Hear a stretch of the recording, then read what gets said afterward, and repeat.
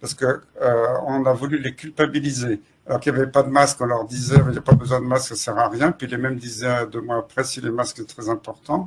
Et alors on leur dit vous ne savez pas bien mettre le masque. À chaque fois, on a rejeté la faute sur les Français qui faisaient pas bien. Moi, je veux dire que les Français ont été parfaitement disciplinés. Bon, il y avait quelquefois quelques dérapages à droite à gauche, mais globalement, les Français ont joué le jeu, ont cru aux autorités, mais c'est que les décisions politiques étaient mauvaises. C'est pas la faute des Français. Donc, on a vraiment pris les Français pour des enfants. On leur a fait la leçon.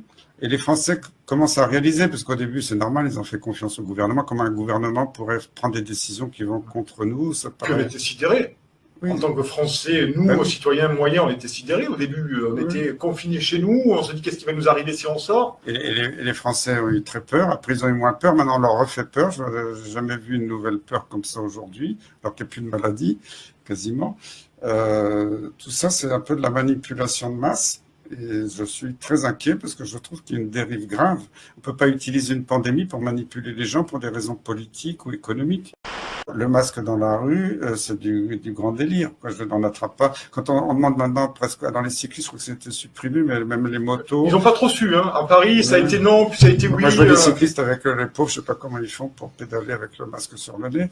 Et même les motards, maintenant, qui doivent porter le masque quasiment sous le casque. Et même, il y a des communes, je crois, qui ont verbalisé des automobilistes dont la vitre était fermée, parce qu'ils n'avaient pas le masque à l'intérieur de la voiture. Mais là, c'est du délire profond. Il n'y a aucune base scientifique. C'est du grand n'importe quoi. Et puis, je pense que maintenir toute une population, parce que ça, ils nous l'ont dit, ils ont dit qu'ils allaient nous laisser le masque pendant des semaines, des mois. Même, il y a des experts infectiologues qui ont dit qu'il y en a pour 1 an et demi, 2 ans, parce que ils veulent obliger tous les Français à porter le masque pour les faire craquer, pour qu'ils supplient pour avoir le vaccin. Bon, pour moi, ça paraît clair. Hein, oui, vous, voilà ce que j'allais vous poser. Oui, pourquoi cette imposition du masque? Vous vous rendez compte que tous les jours, porter ça, je pense que c'est mauvais pour la santé, la langue de respirer. On peut pas. C'est important quand on exhale de l'air, on exhale aussi des